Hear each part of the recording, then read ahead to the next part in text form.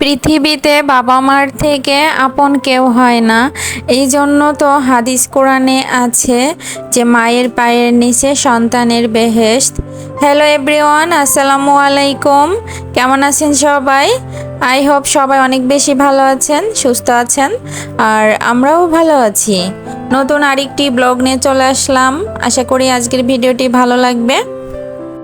এইখানে আপনাদের ভাইয়া কিছু সবজি নিয়ে আসছে, তো সবজিগুলো এখন একটু গুছিয়ে নিচ্ছি।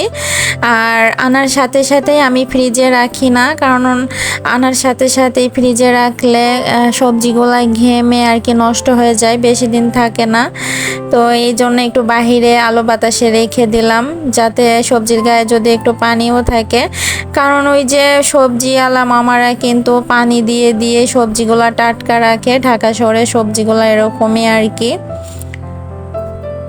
আমি যেহেতু গ্রামে বড় হয়েছি, গ্রামের টাটকা শাক সবজি, পুকুরের মাছ, তারপর তাজা ফল, মানে একদম টাটকা ফল, এগুলা আর কি খেয়ে খেয়ে বড় হয়েছি। কিন্তু এই যে এখন সংসার জীবনে, ঢাকা শহরে যান্ত্রিক জীবনে আর কি থাকছি, কিন্তু এখানে টাটকা বলে তো সেরকম ফ্রেশ কোনো কিছু পাই না। যাই পাই তাই আর কি 3-4 দিন, কারণ এই যে আমরা যে সবজিগুলা খাই, সবজিগুলাও তো আর কি আসতেও তো 2-1 দিন সময় লাগে, কারণ ঢাকা শহরে তো আর সবজি উৎপাদন হয় না, ঢাকার আশেপাশে থেকে আর কি সবজিগুলা ঢাকা শহরে আনা হয়। তো এখন এই যে সকালবেলা আর কি আমি সকালের কাজগুলা করে নিচ্ছি। এখন সকালবেলা নাস্তাটা করে নিয়েছি, তো এখন ঘরটা ঝাড়ু দিয়ে নিচ্ছি, বিছানাটা ঠিক করে নিয়েছি। আমার বাবার বাড়িতে কিন্তু সব কিছু আবাদ করে, যেমন ধান, পাট, পেঁয়াজ, রসুন, ডাল, তারপর পুকুরের মাছ, সবজি, এগুলা কিন্তু সব আবাদ করে।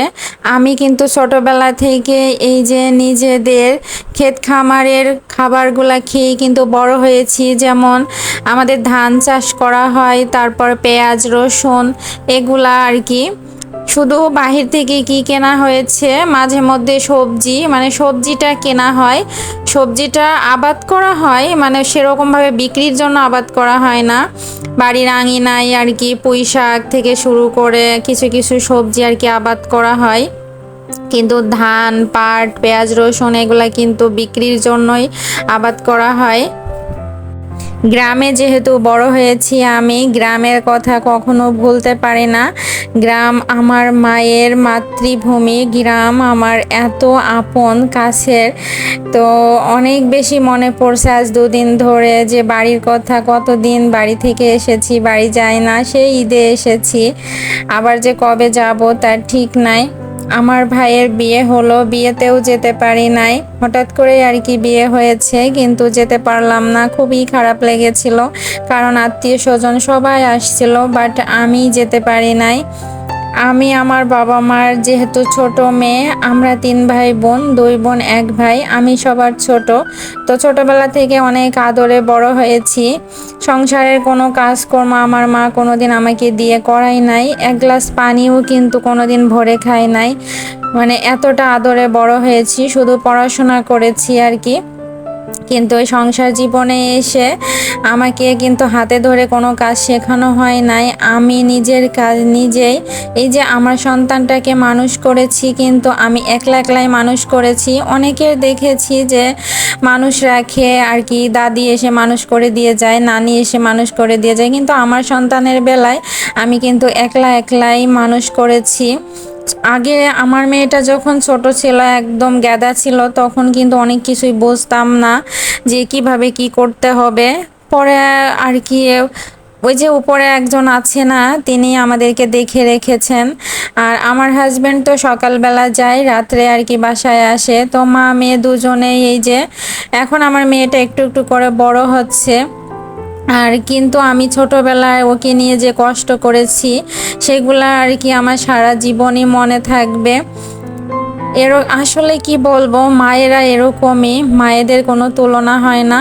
আর এদিকে চলে আসলাম এই যে কিচেনে এখন রান্না করব। এটা কিন্তু সন্ধ্যার পরের ভিডিও এটা। আমি এখানে আলু দিয়ে বাটা মাছ আর কি একটু ভুনা ভুনা টাইপের করব। এই যে এটা বাটা মাছ।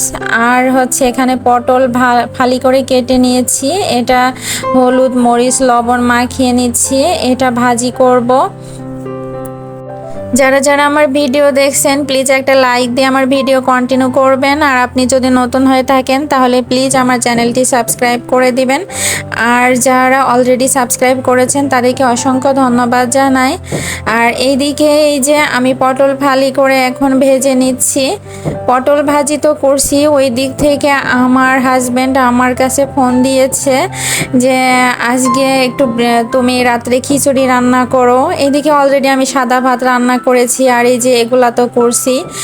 তো আমি খিচুড়ি রান্না করার কথা যখন বললো, এখন স্বামী আবদার করেছে, আবদার তো পূরণ করতেই হবে। এই জন্য ভাবলাম যে ঠিক আছে, তাহলে ও যখন আসে আমি টাটকা টাটকা আর কি মানে গরম গরম রান্না করে দিব, যাতে গরম গরমই খেতে পারে। ও আস্তে আস্তে রাত 10টা বেজে গিয়েছিল।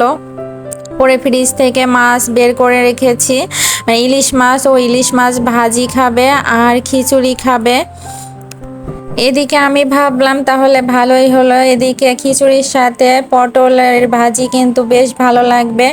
বেগুন থাকলে আরও ভালো হতো, বেগুন ভাজি মানে বেগুনের চাক ভাজির কথা বলছি আর কি। তো যাই হোক, বেগুন ছিল না ঘরে, পটল ছিল, পটল ভাজি করে নিচ্ছি। তারপরে এই যে এখানে মশলাটা কষিয়ে নিচ্ছি একটু ভালো করে বাটা মাছের জন্য। আর আলু কুচি করে কেটে দিয়েছি। আমার কাছে আলু কুচি দিয়ে যে কোনো ধরনের মাছ রান্নায় আর কি খুব ভালো লাগে, মানে চচ্চড়ি থেকে শুরু করে একটু কাদা কাদা রাখবো আর কি। চচ্চড়ি মানে আলু কিন্তু আমি মাঝে মধ্যে এমনি নিরামিষও চচ্চড়ি করি, বেশ ভালো লাগে। আর ভাজিও করি, ভাজি আর কি রুটি দিয়ে খেতে বেশি ভালো লাগে। তো এখন এই যে পটলের চাক ভাজি হয়ে গেছে, মাছটা রান্না হয়ে গেছে। এখন এগুলা শেষ করে আবার এই যে খিচুড়ি বসিয়ে দিব। তো একটু অপেক্ষা করছিলাম যে ও আসুক তারপরে রান্না করব। পরে ও যখন আসে, আসার আগে আমি সব কিছু রেডি করে রেখেছিলাম খিচুড়ির জন্য। সন্ধ্যার পরে এত রান্না বান্না করছি, মাথাটার মধ্যে কেমন জানি অনেকটা খারাপ লাগছিল। তারপরে ওকে কিছু বলি নাই, কারণ যেহেতু আবদার করেছে খাওয়ার জন্য, এই জন্য আর কি করাই লাগছে। তো এইখানে এই যে আমি খিচুড়িটা উঠিয়ে দিয়েছি। খিচুড়িটা কিন্তু অনেক সুন্দর হয়েছিল, কারণ অল্প চাল দিয়ে বেশি মশলা দিয়ে আর কি খিচুড়িটা রান্না করেছি, এই জন্য বেশি টেস্ট হয়েছিল। বৃষ্টির দিনে কিন্তু খিচুড়ি, ইলিশ মাছ ভাজি, পটল ভাজি বেশ ভালো লাগে। আমি এখনো বাড়িতে গেলে যদি বৃষ্টি হয় আমার মাকে বলি যে খিচুড়ি রান্না করো। যাই হোক, এই যে ফাইনালি আমার খিচুড়ি রান্নাটা হয়ে গেছে, বেশ সুন্দর হয়েছিল, কিন্তু দেখতে যেমন চমৎকার হয়েছিল খেতেও সেরকম চমৎকার হয়েছিল।